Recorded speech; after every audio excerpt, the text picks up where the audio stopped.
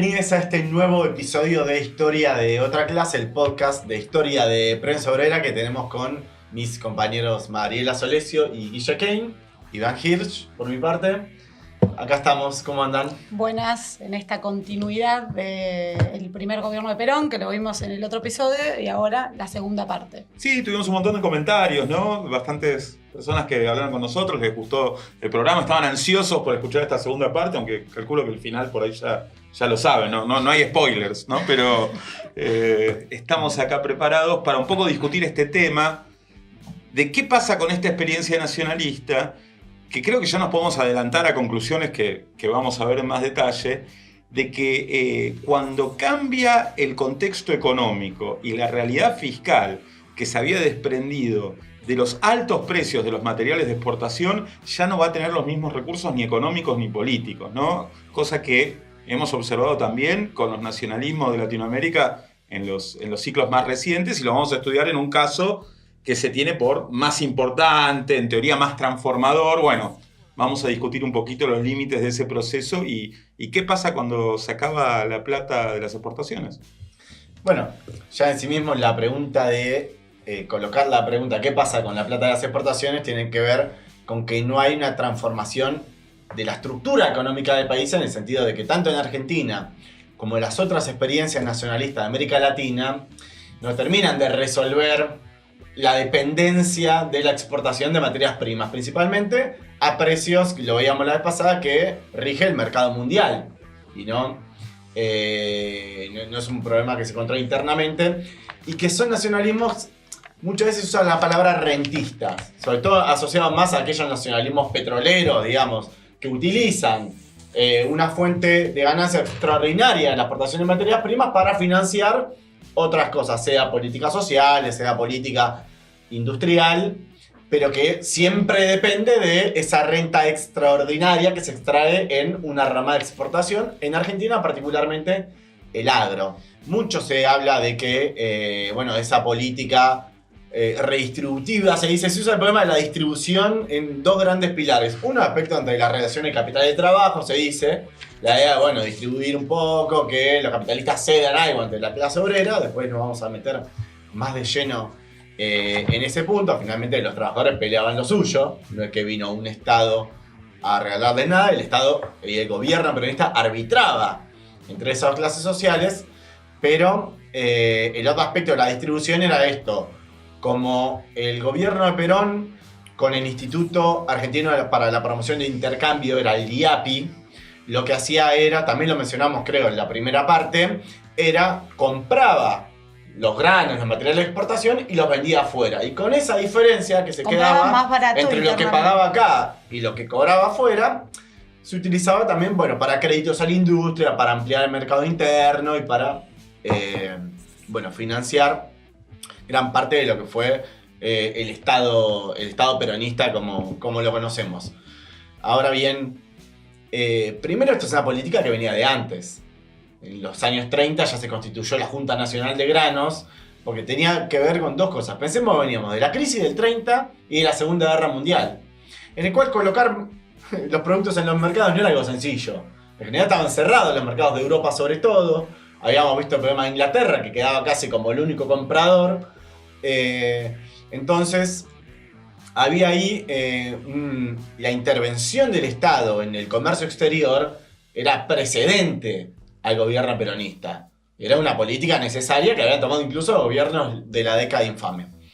Ahora bien, lo que termina pasando con el IAPI es interesante porque muestra los límites que tiene esta política de decir, no toco la estructura productiva del campo, sino que simplemente le quito a la burguesía agraria una parte de esa renta extraordinaria. En gran parte todo esto tiene que ver con la disputa por la plusvalía. Había una plusvalía extraordinaria que cobraba el sector terrateniente, los grandes productores del campo, que en parte se empieza a usar para financiar, yo decía, crédito industrial y otras políticas. También hay que tener en cuenta que tampoco estos son años de un gran boom industrial. El boom industrial había estado en la década anterior. Acá se sostiene cierto crecimiento, pero insisto, sin tocar la estructura del campo. La estructura del campo era profundamente regresiva. Y ahí incluso hay leyes que hasta el día de hoy tienen impacto, sobre todo en las poblaciones campesinas del interior, más entradas al campo, que es la sanción del Estatuto del Peón Rural, por ejemplo, que reglamentaba el trabajo en las explotaciones agrarias, sobre todo en las grandes. Porque en Argentina había una masa enorme de chacareros que no contrataba mano de obra asalariada, muy poca, sino que era trabajo familiar, los que sí contrataban en las grandes explotaciones. Entonces, esa política que tuvo un impacto no iba a alterar una estructura social que estaba dominada, en primer plano, por los grandes terratenientes que seguían siendo los dueños de la tierra y que eso limitaba otras posibilidades de desarrollo de la agricultura. Y de hecho, en gran medida lo que explica que haya venido tanta gente a poblar el conurbano como veíamos en la parte anterior. Porque volcaban las tierras a la ganadería, por ejemplo, y eso expulsaba mano de obra del campo que venía a buscar trabajo en las ciudades y se forma todo el conurbano bonaerense. Ahora, ¿por qué es una traba para el desarrollo del agro, incluso en términos capitalistas, terratenientes? Porque pasa lo siguiente. Primero que se apropia de una renta, solamente por ser los dueños de la tierra hay que pagarles una renta a ellos. Bueno, esa renta no se invierte, se gasta en consumo. Pero como ellos no tienen una empresa capitalista, no invierten en ampliar la producción, en desarrollar. Ellos siguen cobrando su renta y es absolutamente parasitaria. Pero esto además bloquea las inversiones. Porque cuando uno no es el dueño de la tierra, sino que la tierra pertenece a otro, cuando uno es el arrendatario, lo único que invierte, por ejemplo, puede invertir en maquinaria, puede invertir en otras cosas, pero no en mejorar la tierra, en fertilizantes, en cosas que capitalizan esa explotación agraria. Entonces, por un lado, exportar granos y carnes te hacía dependiente del mercado mundial, pero además, como no se tocó esa estructura social del campo, en gran medida, en un punto, dependías de los saldos de exportación de una economía que se chocaba con graves problemas. A partir del 49 va a entrar una fuerte sequía y la producción agraria va a entrar en una declinación. Pero no era el único problema. El otro problema era la ausencia de una tecnificación, de una capitalización, de una mejora de las tierras que fueran ampliando la producción. Entonces, esta estructura social parasitaria iba a tener profundas consecuencias económicas de gran alcance. Esto va a tener un impacto en la industria también. Claro. Porque finalmente los ingresos que mermaron en este momento por la baja de los precios internacionales, por una baja también de la demanda, va a impactar negativamente en la adquisición de bienes de capital y de insumos muy necesarios en la industria que seguía dependiendo de capitales externos para su propio funcionamiento, ¿no? Esto que vos marcabas también en el episodio anterior de los límites de esa revolución industrial de alguna manera o industrialización que claramente viene del periodo anterior pero que tuvo un salto en todo este periodo del 40 al 46 y luego también siguió desarrollándose, pero con los límites de tener una amalgama permanente con el capital externo que luego en este segundo periodo que estamos viendo, frente a la reversión del ciclo económico, hay problemas, trabas que van a tener un impacto de mucha crisis a nivel de la industria, ¿no? Y esto va a impactar sobre claramente las condiciones de vida de los trabajadores, algo que después vamos a desenvolver mucho más. Sí, el cambio de ciclo, si lo miramos, tiene mucho que ver con el contexto internacional.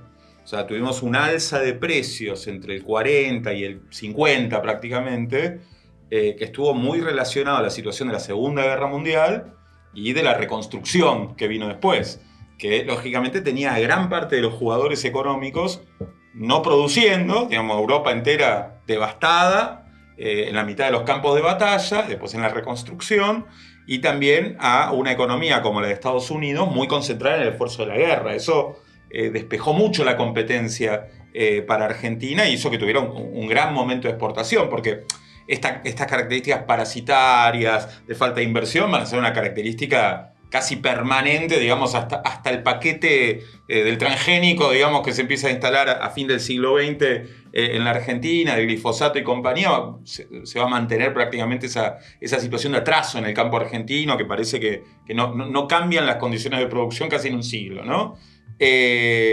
Entonces no va a ser eso lo que no estaba sucediendo en el 40 y 50, sino que había una gran avidez y que habían subido muchísimo esos precios. Ya para 1950 eso va a cambiar. Va a haber un pequeño paréntesis entre el 50 y el 52 que va a tener con la guerra de Corea, donde un poquito esa dificultad se aminora, pero después vuelve con virulencia. Y tengamos en cuenta que hay un cambio, o sea, de una potencia central como Inglaterra, que era compradora de los productos argentinos, esa potencia entra en crisis y tenemos el problema que ya discutimos un poco la vez anterior, de la maniobra de la inconvertibilidad de la libra esterlina, bueno, una cantidad de cuestiones que tienen a Inglaterra prácticamente cesación de pagos con Argentina, con Estados Unidos, etc.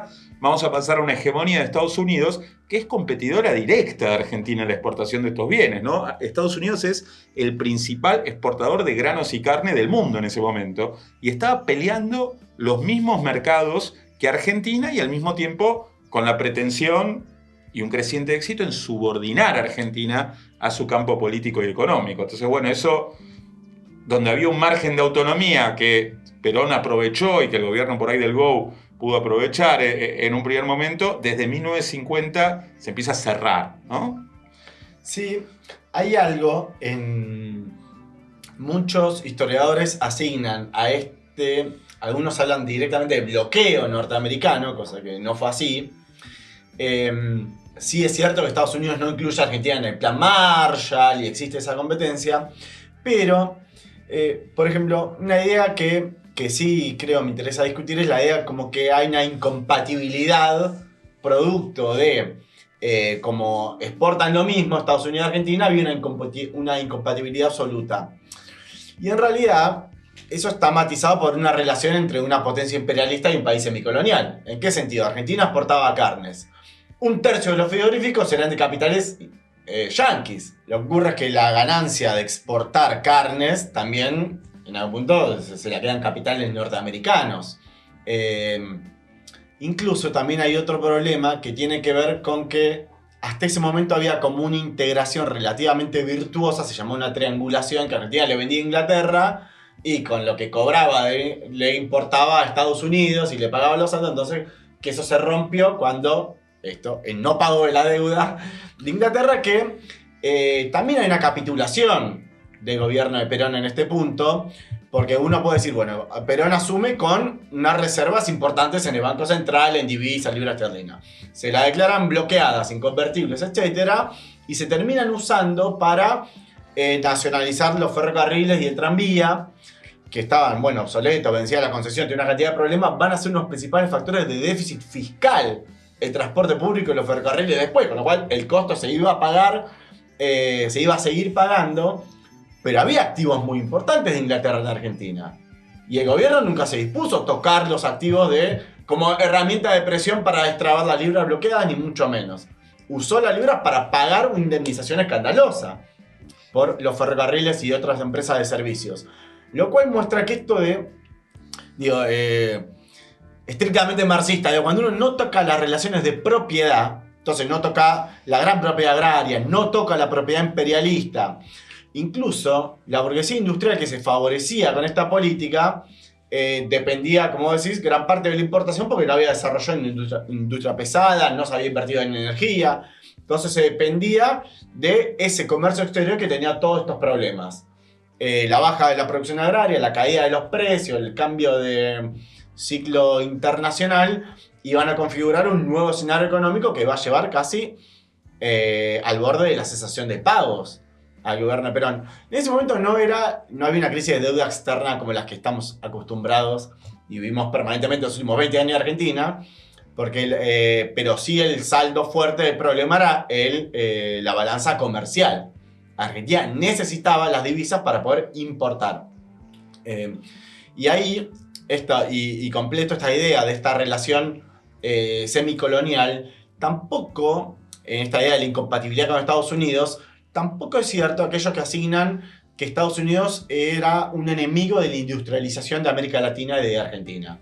En gran medida se favorecían ellos porque la industria norteamericana no instalaba fábricas en otros lugares del mundo, como en Argentina, y le vendían los bienes de capital, los insumos, las materias primas, además de que después giraban los dividendos. Entonces, que eso estaba medio restringido porque el gobierno de Perón va a sostener un control de cambios, el cepo cambiario, como haciendo analogía con la actualidad, pero la realidad es que tampoco es que hay una burguesía industrial enemiga del imperialismo yanqui, sino que crece como importadora, que crece a la sombra de las grandes fábricas que eran de propiedad extranjera y que en gran medida va a atravesar este periodo sin grandes inversiones de capital, sin modernización de la producción, y eso también va a ir generando un problema porque la productividad argentina sigue cayendo, la productividad del trabajo en Argentina.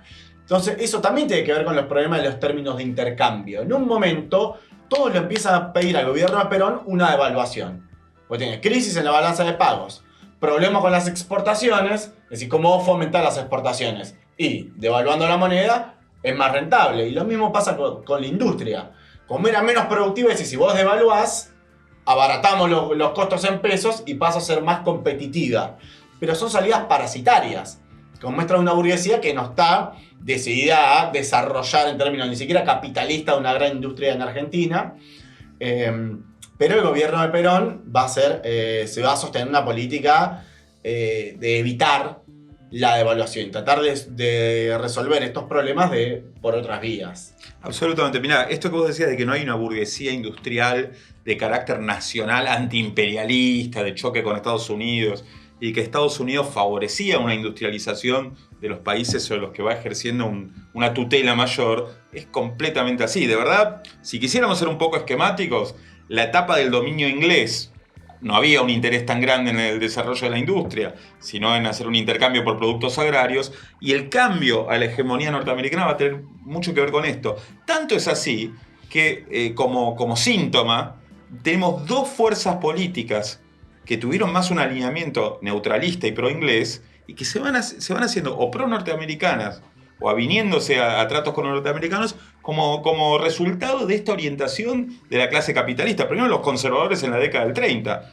que más anglófilos no había habido, y sin embargo los Pinedo y todos ellos van girando, digamos, a la órbita del capitalismo norteamericano, y en esta etapa política que vamos a hablar ahora, el propio Perón, que con el golpe del 43 y con toda una primera etapa había sido protagonista de un gran choque con el imperialismo norteamericano, y muchos dicen, digamos, cuidando una relación con Inglaterra, pero que estaba yéndose como potencia dominante. Y entonces en esta etapa va a estar muy relacionado cómo Perón se organiza incluso a un apoyo de la burguesía industrial y una relación con la burguesía industrial que va a tener su expresión en la CGE, en la Confederación General Económica, empresaria.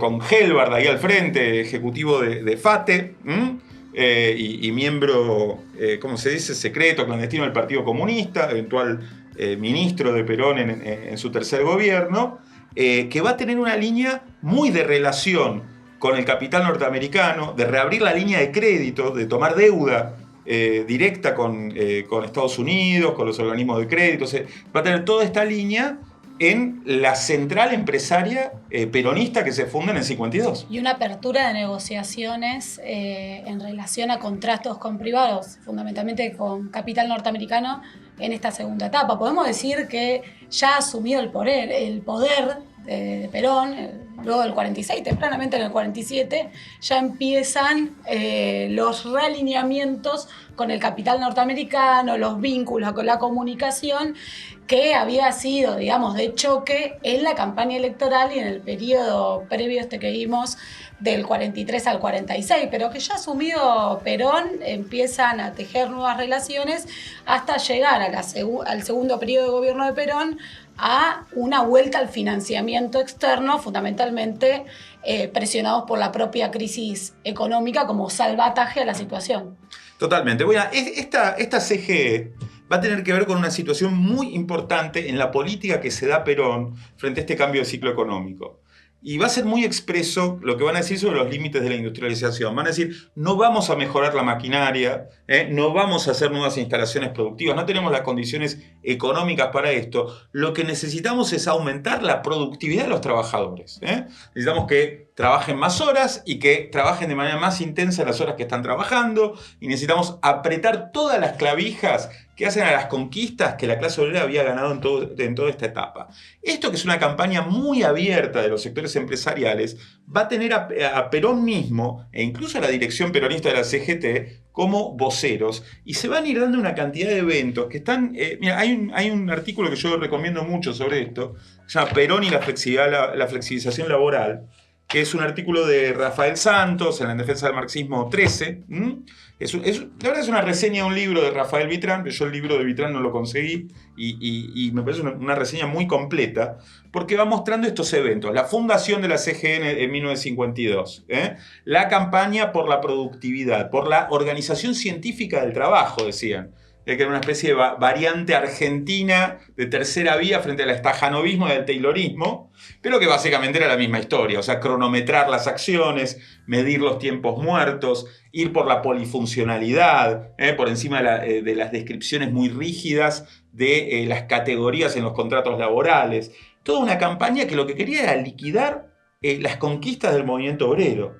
Esto es muy interesante porque en estos congresos que se van a ir haciendo, hay uno que se llama Congreso de la Organización y Relaciones del Trabajo, un poco va sentando las bases para ese Congreso Nacional de la Productividad, por ahí más famoso, que viene después, en el 54. ¿Cuáles son los puntos fuertes? La idea es salir de los aumentos salariales, que Perón había congelado desde el 52, y plantear salarios por productividad. O sea, él decía, lo único que vamos a garantizar, Perón decía en sus alocuciones, es un salario mínimo. Por encima de esto, lo que cada uno consiga por encima de las medias de productividad en su puesto de trabajo. Entonces es un nivel de trabajo a destajo y de retroceso enorme, que tuvo una gran resistencia del movimiento obrero, a pesar de que, como decíamos, los burócratas peronistas de la CGT estaban ahí sentados en estos congresos aplaudiendo y diciendo, esto es lo que se viene. Entonces tuvimos 2 años donde no se pudo discutir convenios colectivos de trabajo, se abre la discusión en el 54 de los convenios colectivos, y lo que es muy interesante es que eso da lugar a un choque enorme en el movimiento obrero argentino. Entonces, sí, de hecho se plasma bastante en los discursos de él en esta segunda etapa, con el famoso llamado a la austeridad, donde permanentemente tiene que colocar el contraste con los años 30 y los logros de la primera etapa, o el avance en las condiciones de vida en la primera etapa, resaltándolos todo el tiempo para hacer el llamado de, bueno, ahora se ajustan los cinturones, cuidemos los bolsillos, porque llegó la hora de ajustar. En un momento que vos decís de presión, de modificación de las condiciones de los ritmos de trabajo, y en un contexto de congelamiento salarial, las dos cosas conviviendo al mismo tiempo, lo cual es muy brutal en las condiciones de trabajo y de vida. Ya había retrocedido más del 20% el salario real con respecto a la primera etapa del peronismo. En el Congreso de la Productividad se discuten todos los temas. Presentismo, es el tema del ausentismo laboral, polifuncionalidad, el problema de las categorías, pero el gran problema en el que hacen eje todos, y esto es muy importante para entender, para tener una visión real y tampoco unilateral del peronismo, es el peso de los sindicatos en el lugar de trabajo. De verdad, seamos más estrictos, el control obrero del lugar de trabajo, sobre todo contra las comisiones internas, los cuerpos de delegados. Entonces va a haber toda una... se trata de armar un criterio, ¿cómo se dice? Se trata de armar un nuevo punto de vista donde solo los sindicatos nacionales y la CGT puedan discutir con las patronales y barrer a las comisiones internas de ser una representación en el lugar. Hay incluso y convocar a huelga. Sí, de convocar a huelga. La capacidad de convocar a huelga a las comisiones internas del lugar de trabajo sin el aval del gremio a nivel nacional. Sí, se discute mucho el tema de reinstalar la autoridad del capataz adentro del lugar de trabajo. O sea, es un proceso de regimentación y disciplinamiento fuertísimo en el marco de un ajuste. Absolutamente. Entonces, es muy interesante reconstruirlo, tanto en este libro como en otro que recomiendo de Marcos Schiavi, que se llama La resistencia antes de la resistencia, y que hace eje en toda la crisis del 54 y en la huelga metalúrgica, que fue la más combativa y la más extendida, pero de muchos conflictos salariales y por condiciones laborales que se van a dar en 1954. Y en los dos casos me parece que hay una buena muestra de que las conquistas que había habido en una etapa precedente habían sido resultado de conflictos laborales en fábrica, en sindicato, incluso bajo el gobierno peronista. O sea que con lo que podía haber de regimentación política del movimiento obrero, de digitar a los dirigentes de los sindicatos centrales y todo esto, los sindicatos con afiliación masiva al mismo tiempo eran organizaciones de la clase obrera que disputaban con la patronal, ¿no? Por encima había una cooptación política, estaba instalada la colaboración de clases, pero había un control obrero en el lugar de producción que era muy muy fuerte, y es justamente ahí, digamos, que se coloca el ángulo del Congreso de la Productividad que encabeza el propio Perón, de este proceso de conformación de la CGE para ir a quebrarlo. Entonces me parece que eso es una conclusión importante que podemos colocar, porque los propios peronistas, muchos historiadores nacionalistas y demás, tratan de colocar la idea de que el gobierno de Perón daba. Bueno, es una visión muy inacabada. Había una organización obrera que disputaba y que instalaba conquistas, y en una etapa, digamos, de vacas flacas, es el propio Perón el que trata de avanzar contra estas conquistas obreras, dando lugar a un conflicto de dimensiones muy grandes que se tapó en los medios de la época y que en general la mayoría de la historiografía lo tiene bastante bajo alfombra, ¿no? No, esto que vos decías del rol de los sindicatos y de la organización obrera, las comisiones internas. Bueno, en el 50, vos mencionaste el 51, 52, hubo grandes huelgas que incluso lograron ciertos acuerdos salariales favorables producto de este proceso huelguístico. Está la famosa huelga también de los ferroviarios que Evita directamente va a combatir en el propia acción obrera en el lugar, en el área de trabajo. Y hay algo interesante que está en alguna de las películas, ¿no? Sí, me acuerdo en este momento. Hay una película con una actriz muy famosa, que feo este blanco, pero donde muestran esta imagen de Eva Perón en los talleres ferroviarios, atacándolos por hacer una huelga contra el gobierno de Perón, ¿no? Bueno, a tal punto esta fuerza de las comisiones internas, los sindicatos, que la burguesía, el sector empresarial, ve con mucho recelo el Congreso de la Productividad que participen los sindicatos. La burguesía quería la línea de ir con todo al plan de reforma, de reestructuración, de polifuncionalidad, etcétera, de manera directa, no en un Congreso de tipo estableciendo ciertos acuerdos que luego termina fracasando. Que es un elemento que luego se va a ver más al final, que vamos a hablar de si Perón tenía las condiciones para imponer este viraje de tipo económico, estructural, atacando de lleno, digamos, condiciones y derechos laborales hasta ahí instituidas, y tiene condiciones al margen de que Perón tomaba la agenda de la burguesía y iba avanzando en la agenda de la burguesía, ¿no? Pero hasta qué punto lo podía imponer en esta estructura de organización sindical que venía resistiendo a pesar de las direcciones de la CGT que llamaban del trabajo a casa, de casa al trabajo, en episodios muy importantes de ataque de la oposición que se iba gestando. Bueno, el conflicto de la UOM de la primera mitad de 1954 es brutal porque es justamente una huelga que le van imponiendo las comisiones de fábrica a la conducción nacional. Va escalando, empieza reclamo por el salario, la patronal quería imponer la productividad, va escalando, hubo huelga en todo el país. En un momento se llega a un acuerdo que estaba a media mitad de camino, se levanta la huelga y la seccional de Gran Buenos Aires decide continuar la huelga, votan en asamblea, marchan, se enfrentan con la policía, quiebran la política de la burocracia. El conflicto termina con una intervención del gobierno mandando a la policía, incluso después vienen despidos, activistas, demás. Es decir, va a ser uno de los conflictos que se aborda después de forma más represiva, pero la conclusión del conflicto fue que no pudieron imponer ni una de las cláusulas de productividad, sino que lograron un cierto aumento salarial, lo cual muestra también que no es que, digo, complementando esto que decía, no era que Perón daba, y al tal punto era así que tampoco Perón podía quitar así nomás. Digamos, no es que Perón dice, se viene, exacto, y la CGT dicen, se viene ahora las cláusulas de productividad y se acatan para abajo, sino que hay una acción obrera, con lo cual eso muestra también de dónde viene la conquista del periodo anterior, muestra incluso también por qué tanta identificación de la clase obrera con Perón, porque habían ocupado ese lugar. Ustedes fíjense que en la huelga de esta metalúrgica, en un momento, los trabajadores, después de de enfrentarse con la burocracia, quería movilizar a Plaza de Mayo para pedir entrevistarse con Perón. Porque hasta ese momento, sobre todo en la primera etapa, la intervención del Estado en los conflictos obreros muchas veces laudaba a favor de los reclamos obreros. Pero había un conflicto, había una pelea y el Estado laudaba. Entonces, por eso se fueron identificando con el gobierno peronista. Porque avalaba, y a tal punto fue así que aprovecharon y constituyeron semejante dominio físico en el lugar de trabajo, en la producción, las comisiones internas. Pero claramente había un proceso de organización obrera que iba a ser incompatible con esta máxima de productividad. Productividad, siempre hay que aclarar, sin inversión.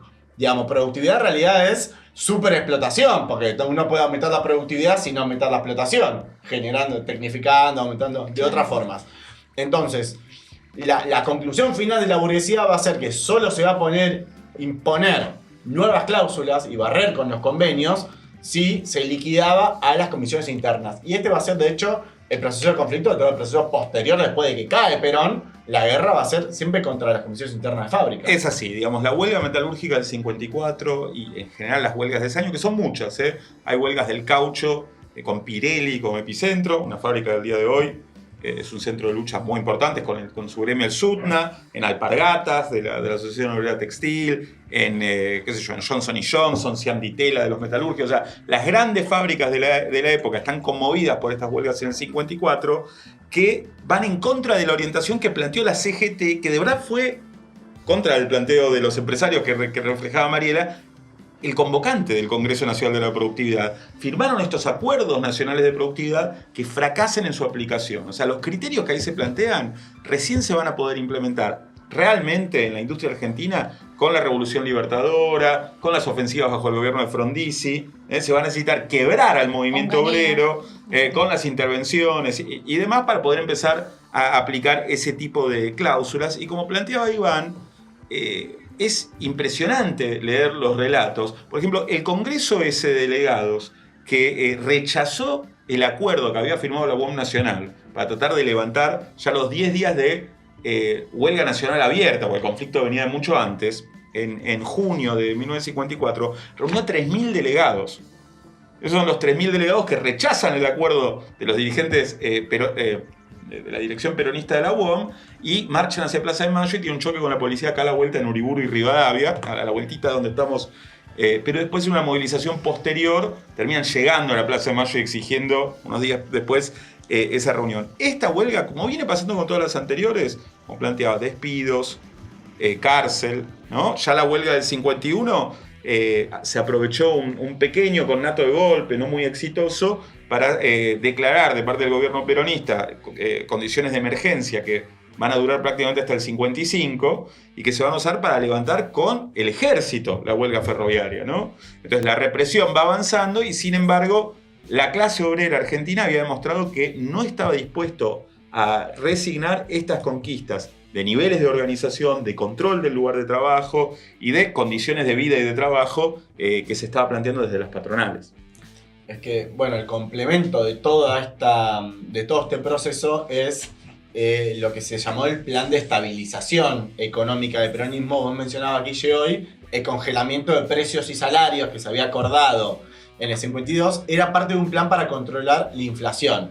Rebobinando un poco, teníamos esta crisis en la balanza de pago, la caída de las exportaciones, en términos de intercambio, y eso hacía que se fuera comprimiendo la actividad económica en Argentina, y eso, en la medida que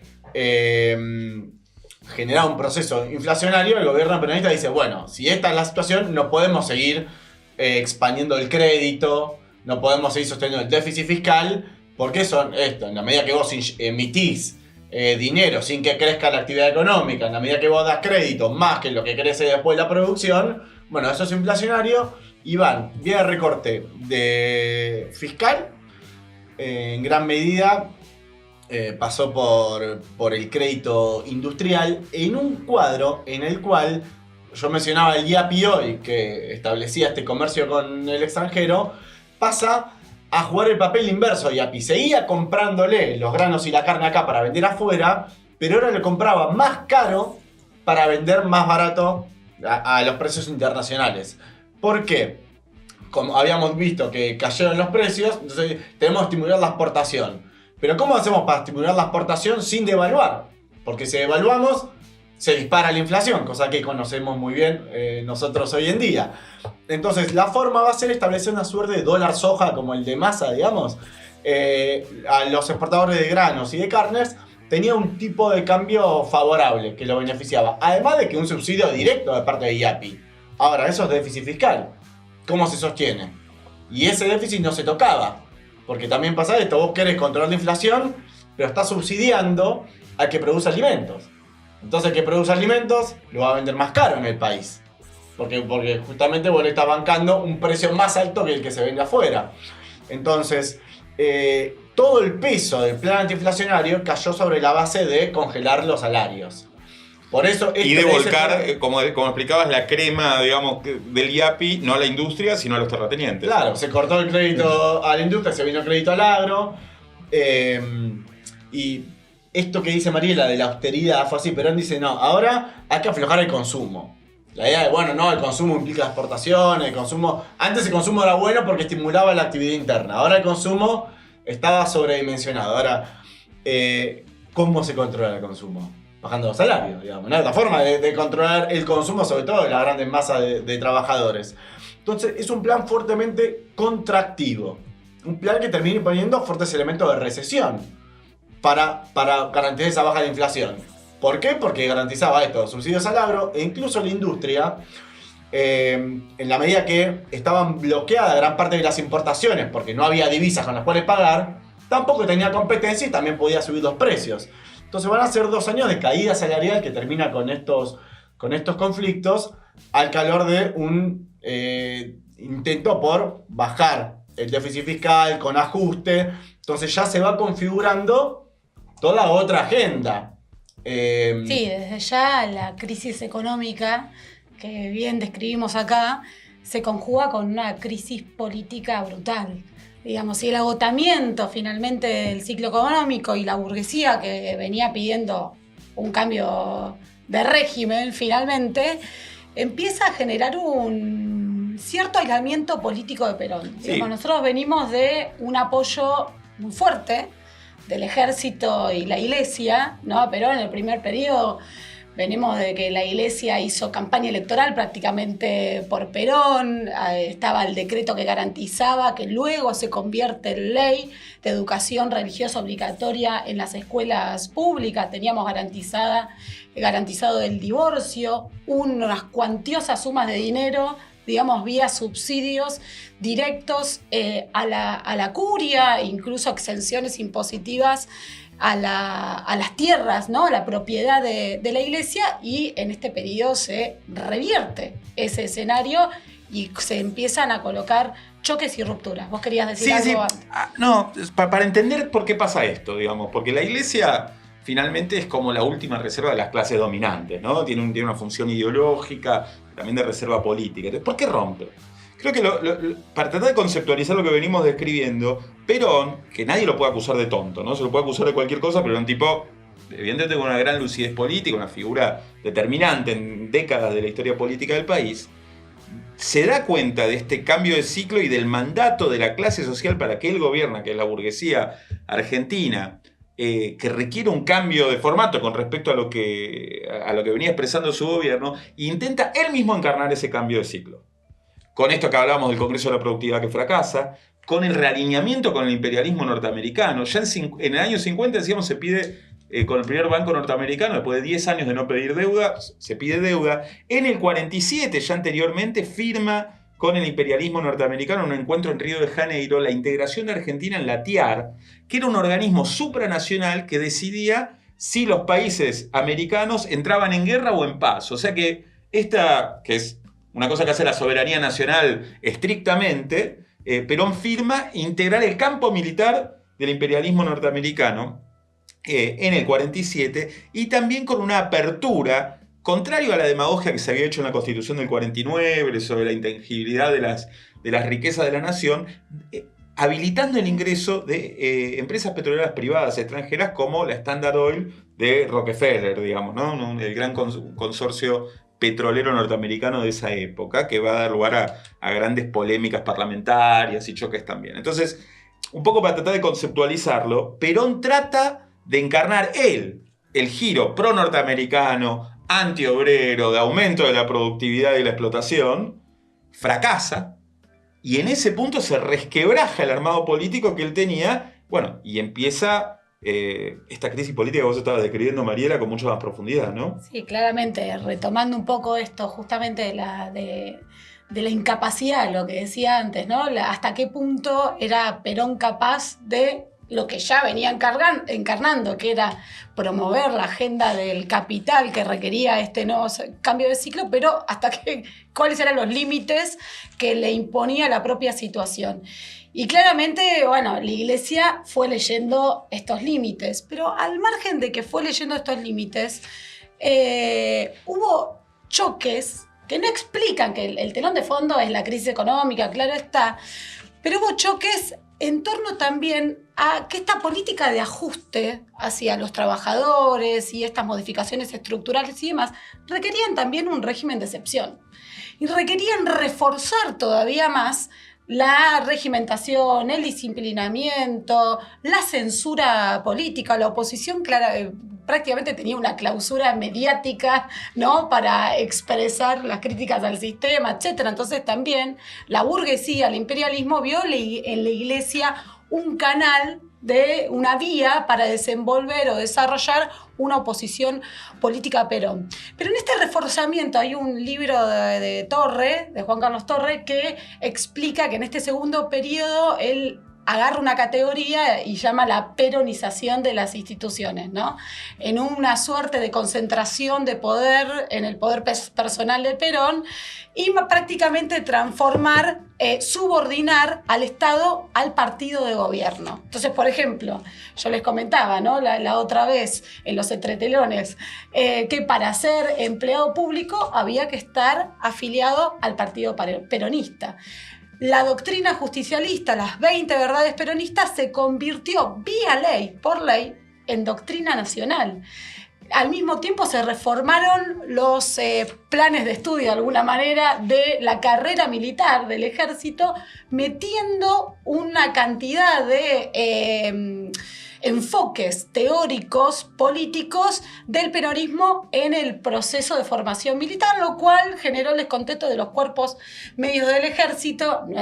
No son las razones que explican la crisis con el ejército, pero fueron condimentos que fueron alimentando los choques. Con la Iglesia, por ejemplo, hay varios libros que lo tocan. Juan García lo toca también en un artículo en defensa del marxismo, que también promovemos su lectura desde acá. Esto de el culto a Perón, el culto a la figura de Perón, el culto a la figura de Evita, la Santa Evita, ¿no?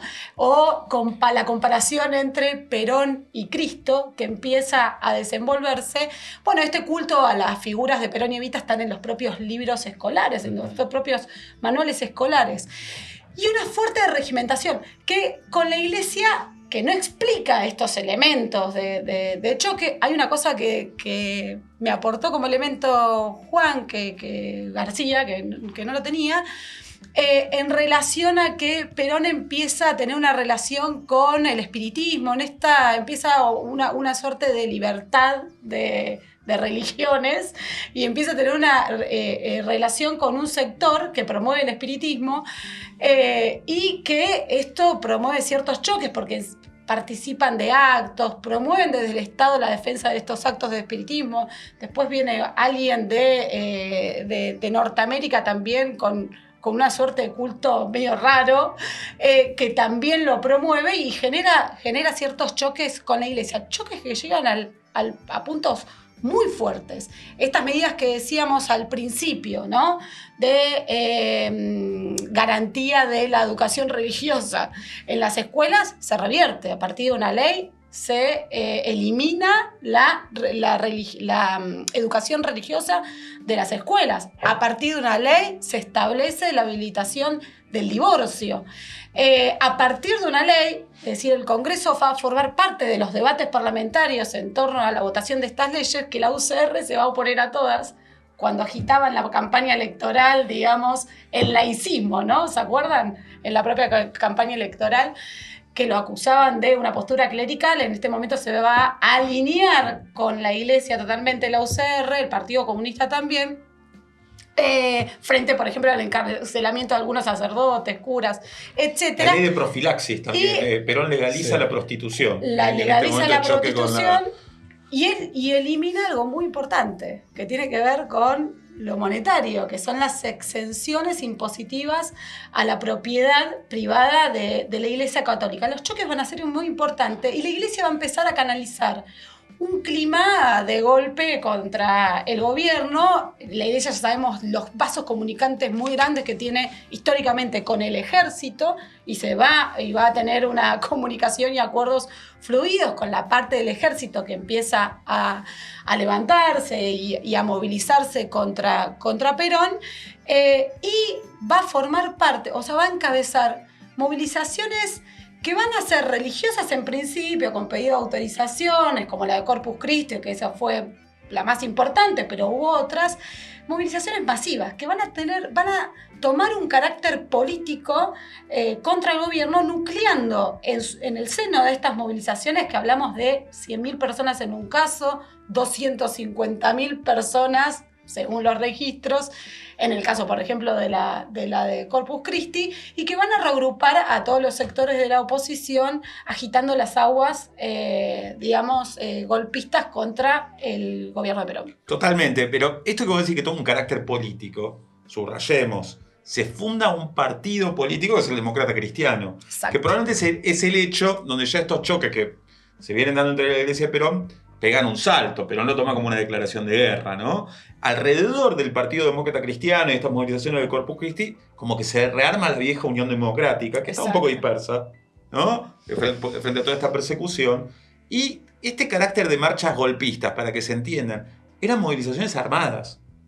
Las familias aristocráticas, muy vinculadas a la Iglesia Católica, empezaron a armar los grupos armados que después van a confluir en los golpes militares, como el del 55, con armas largas, con miras telescópicas, bueno, con un montón de material que es secuestrado y que hay algunos arrestos, pero donde los arrestados son miembros de las familias patricias que estaban preparando un golpe a la luz del día, que después no hubo una gran persecución, digamos, de desarmar estas redes, porque significaba ir contra estas familias económicamente poderosas, contra la Iglesia Católica. La Iglesia tenía los capellanes en cada base, en cada regimiento, en cada sección de las Fuerzas Armadas, que eran agitadores directos de este golpe y que van a un poco a hacer lo que va dando un quiebre en la disciplina de todo un sector también del ejército con Perón, bueno, que acompaña esta ruptura general de las clases dominantes que estábamos describiendo. Y Perón va a adoptar una postura titubeante, no sé si decirlo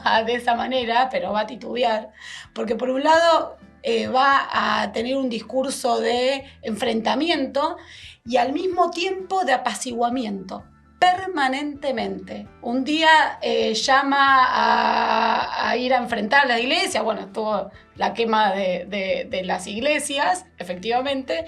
Al otro día llama a un acuerdo, al diálogo, se reúne, etc. Esto permanentemente, que también va confundiendo a las masas que están encuadradas en el movimiento peronista, de hasta qué punto enfrentar el golpe, que es algo que vamos a ver después. Claro, bueno, adelantando un poquito eso, es muy marcado que tenía un límite para enfrentar la ofensiva golpista.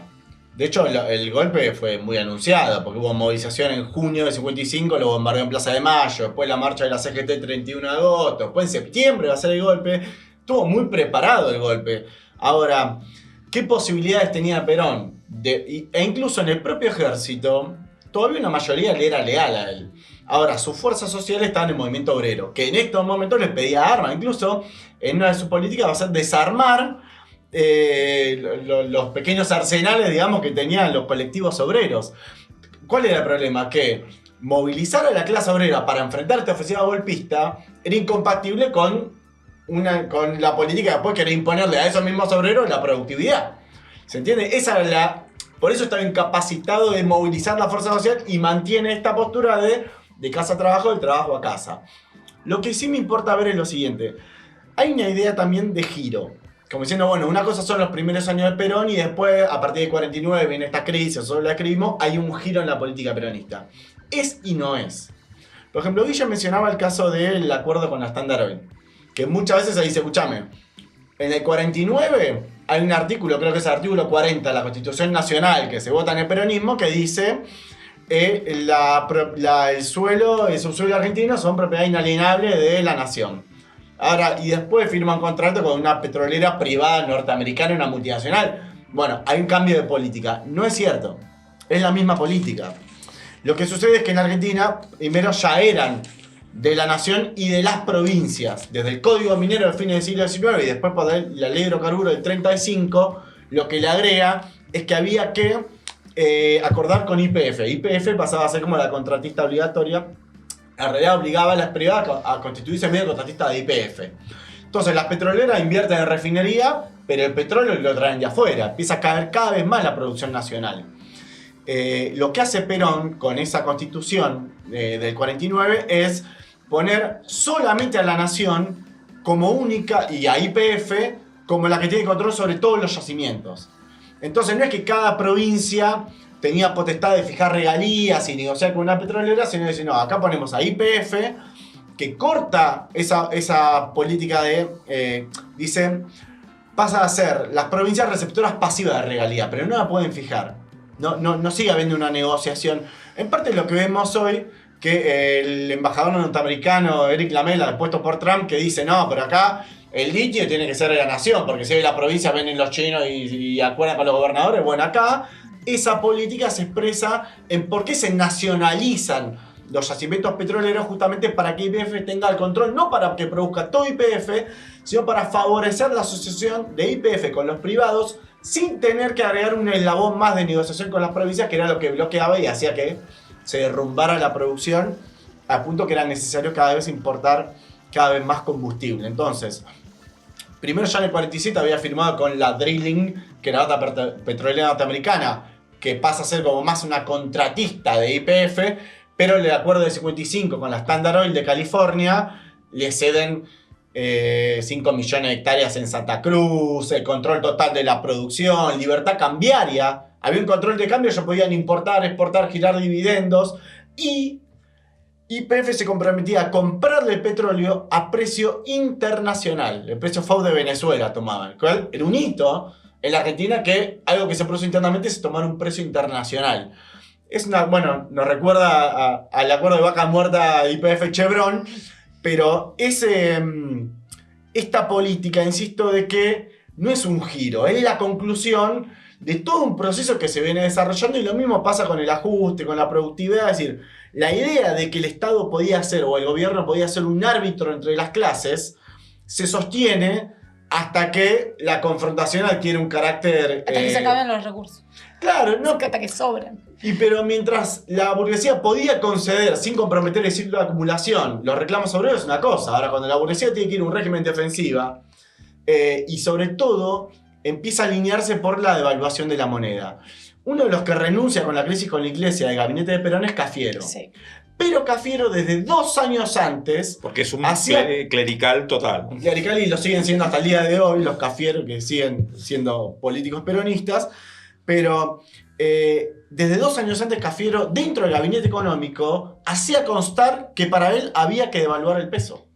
Entonces ya se empieza a conformar una división en la propia clase dominante, y que va a cristalizar después en esa suerte de reedición de la Unión Democrática, pero golpista, que se constituye para el 55. Sí. Bueno, un poquito, a ver, volviendo al 55 y a la saga esa final del gobierno de Perón, como cosas que fuimos diciendo todos, pero para ordenarlas un poquito.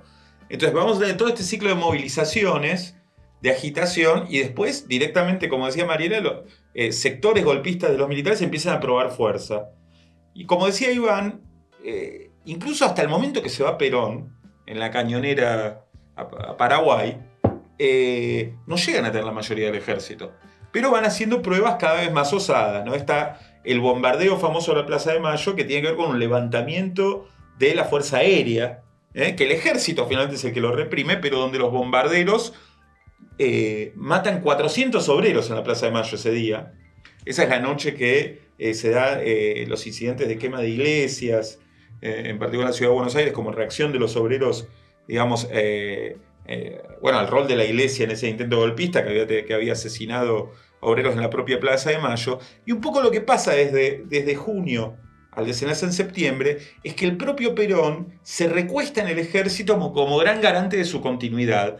Y esto que explicaba Iván de que va desarmando a la CGT. Hay muchas noticias de los reclamos de los trabajadores de que se distribuyan armas, de que se formen milicias. En las entrevistas que va a dar Perón, luego, digamos, de irse, él subraya mucho esto, que él quería impedir una guerra civil, ¿no? Que él quería impedir, de verdad lo que quiere impedir es una irrupción de la clase obrera como un elemento independiente. ¿Por qué? Bueno, si uno mira el cuadro regional, ¿no? Así como hemos tenido los ciclos de extensión de estos procesos nacionalistas, en algunos casos, y en particular en Bolivia en el 52, el golpe militar que impidió el acceso de una fuerza nacionalista similar al peronismo, que era el MNR, ¿no? Movimiento Nacionalista Revolucionario de Bolivia, dio lugar a una guerra civil donde la clase obrera y la central obrera, la COP boliviana, derrota al ejército golpista. Los obreros se arman con dinamita, con fusiles, con lo que consiguen, y derrotan al ejército. Entonces, lo que Perón está queriendo impedir es ese tipo de irrupción independiente de la clase obrera para derrotar al golpismo, que era, insisto, muy menor. En el momento del pronunciamiento, cuando él se va del 16 de septiembre, pasan varios días donde la situación todavía es confusa. La CGT pide la calma y que no se haga nada. La agitación que había hecho Perón en su momento del 5x1, en esa concentración donde él amaga con renunciar el 31 de agosto, y hay una marcha importante de la CGT que rechaza la renuncia. Él dice, por cada uno que nos bajen, vamos a bajar 5 golpistas, 5 opositores. Bueno, de verdad, él desarma, él se rehúsa a eso y se va, digamos, a una derrota. De verdad, sangre obrera. Tuvimos los 400 en el bombardeo, pero después vamos a tener todo el proceso de la fusiladora, como de verdad, ¿no? La supuesta libertadora, que va a imponer a Manu Militari la intervención de los sindicatos, una represión muy dura al movimiento obrero. O sea que de verdad no se le ahorra un sufrimiento a la clase obrera argentina, sino que lo que se hace es dejarla sin dirección y descabezada. A pesar de eso, Milcíades Peña, la otra vez comentábamos este librito, mira, si lo tendré leído, Masas, Caudillos está todo roto. y Elite, sí, está ahí, se sostiene. Trabajado. Está muy trabajado. Pero marca que en el conurbano bonaerense, en Berisso también, en Avellaneda, en San Martín, en distintos lugares, no reinaba esa calma. Hubo intercambio de disparos, hubo choques con los sectores de los trabajadores. O sea, en esos lugares el ejército, que termina sumándose, después de varios días de inacción de Perón, de la dirección de la CGT, y finalmente lee la situación y se vuelca un sector todavía minoritario, pero que se integra, digamos, al comando golpista, y frente a eso Perón se va del país. Hay sectores obreros que durante el proceso del golpe sí se van a enfrentar. Entonces, bueno, me parece que es interesante esa foto de cómo concluye este ciclo peronista, donde Perón queda como reserva política contrarrevolucionaria, de colaboración de clases, al costo, digamos, para decirlo de una manera, no para Perón, pero sí de los obreros peronistas, de entregarlos al matadero de la Libertadora sin los elementos para pelear, sin las armas para pelear, ni una dirección que dirija ese combate. Está claro que Perón quería evitar una insurrección popular. Sí, el alzamiento obrero fue, hoy lo mencionamos antes del episodio, pero lo mencionamos también en el episodio que hicimos de la Revolución Cubana, que un año antes de la caída de Perón había caído Jacobo Arbenz en Guatemala, un proceso que va a encontrar el Che Guevara presente ahí, y por la capitulación del gobierno nacionalista va a sacar la conclusión de que, bueno, no, otra clase social es la que puede transformar la sociedad, y va a protagonizar después junto a Fidel Castro y tantos otros la Revolución Cubana. Sí, y con qué métodos prácticos se puede derrotar a las dictaduras y a los golpes militares, que entregando las armas no va a ser. Claro. Vos decías que el ejército... perdón. No, pero esto de lo que digo de este problema de las armas y el contraste con Bolivia, algo interesante, porque también hay mucho cuestionamiento, digamos, a los trotskistas cuando hablamos de la independencia obrera. Dicen, bueno, para la clase obrera era peronista, igual no solamente es debatible, y acá hemos dado algunos elementos de por qué sí y por qué no, Pero el problema, el costo de la ausencia de independencia política se ve al contraste con Bolivia. En Bolivia los mineros en el 46 habían votado las tesis de Pulacayo, que eran un programa casi de gobierno obrero, y entraron al proceso cuando vieron el golpe, tenían su propia organización, tenían su propia orientación política para poder intervenir y destrozaron al ejército boliviano. Es decir, después hubo que reconstruirlo, pero en esa revolución lo destrozan. Entonces, el costo de la estatización del movimiento obrero, el costo de una dirección burguesa, se va a expresar a la hora de esta capitulación ante el golpismo de los gorilas y del imperialismo. Que Perón no podía encarnar otra cosa, porque por ahí lo único que me faltó mencionar, otro de los elementos, fue que en el 53 hace votar la ley de inversiones extranjeras. Entonces, sí, esa es la orientación del gobierno, la productividad, la inversión extranjera, bueno, como el subsidio a la oligarquía terrateniente, es incompatible con esa promoción de una intervención obrera independiente y va a estar obturada justamente por la ausencia también de una izquierda revolucionaria que intervenga en el proceso con un carácter de independencia de clase, defendiendo la conquista obrera, enfrentando a la patronal y planteando una intervención independiente de la del gobierno. Me hace acordar. Gran parte de la izquierda se termina alineando con el golpe y no llama a enfrentar el golpe. Entonces, esto es lo que termina de configurar también el derrotero que viene después. No, el Partido Comunista, de hecho, pide la libertad de los curas democráticos. Sí, encarcelados. el partido Socialista integra los comités civiles del golpe, digamos, directamente, y la intervención de los sindicatos. De la izquierda a favor del Partido Socialista, el Partido Comunista a favor del golpe. Pero esto me hace acordar esto de la salida, por dónde va la salida, ¿no? Y cómo se planta Perón y el peronismo. En la actualidad nosotros podemos tener el ejemplo con Moreno. Es decir, salvando todas las distancias, los procesos históricos, tuvimos una reacción popular muy importante frente al discurso de Davos, aquel 1 de febrero donde hubo una movilización muy grande convocada contra el gobierno de Milei. Moreno, luego de esa movilización, diciendo, no, a casa, a guardarse la vía no es por la movilización y Máximo Kirchner, peligroso. Pero escuchame, Mariela, Máximo Kirchner contra las tomas de universidades el año pasado. O sea, esta idea institucionalista y esta idea de garantes de la paz social es el ADN de por qué el peronismo lleva a la derrota sistemáticamente de la clase obrera argentina. Digo, si podemos llegar al final de este segundo programa del primer ciclo de gobierno peronista con una conclusión estratégica. Necesitamos una dirección de clase, una estrategia revolucionaria, necesitamos romper, digamos, con el sometimiento a las instituciones burguesas, y el peronismo justamente expresa esa estrategia de derrota. No es que Fernández es un pusilánime y un violento, y Cristina Fernández es autoritaria y quiere dirigir siempre ella, y bueno, y no sé cuál será el problema de Máximo y de Kicillof, que ahora se dedican a las internas y no a defender al gobierno, al pueblo que lo está haciendo pelota el gobierno de Milei. No son problemas incidentes, casualidades o problemas personales, sino que es la estrategia de una corriente política dedicada a defender al Estado burgués y a la propiedad privada frente a las posibilidades de la irrupción de los trabajadores. Claro, con la particularidad de que es un gobierno bonapartista con un fuerte apoyo en la clase obrera. Entonces, este episodio también un poco, el objetivo es contribuir a esas conclusiones, al análisis histórico de este proceso para abonar a que los trabajadores podamos construir nuestra propia alternativa política e intervenir para transformar la Argentina y el mundo en última instancia con nuestras propias banderas. Por eso nosotros defendemos, creemos que la causa del socialismo es la que encarna verdaderamente esas aspiraciones nacionales y populares que en su momento estaban depositadas en el gobierno de Perón. No, y una clase obrera que ayer, como hoy, estaba dispuesta a pelear contra el golpe en oportunidad y a pelear contra el gobierno de Milei. Por eso es tan importante todo también este impulso que estamos desarrollando y que también me parece importante mencionarlo acá, del encuentro o reagrupamiento del sindicalismo combativo, de todas las comisiones internas sindicatos que estamos hoy peleando contra el gobierno de Milei, seguir desarrollando ese reagrupamiento independiente que hoy está dando pelea al ajuste. Bueno, con esa idea vamos por eso. Así que los invitamos a suscribirse, al canal de Prensa Obrera, si les gustó, que nos likeen, que compartan el episodio, que lo comenten y sobre todo que nos ayuden a sostener a Prensa Obrera para poder seguir haciendo podcast. Tenemos otros programas, tenemos nuestra web, así que los invitamos a colaborar con Prensa Obrera y los esperamos en los nuevos episodios de Historia de Otra Clase.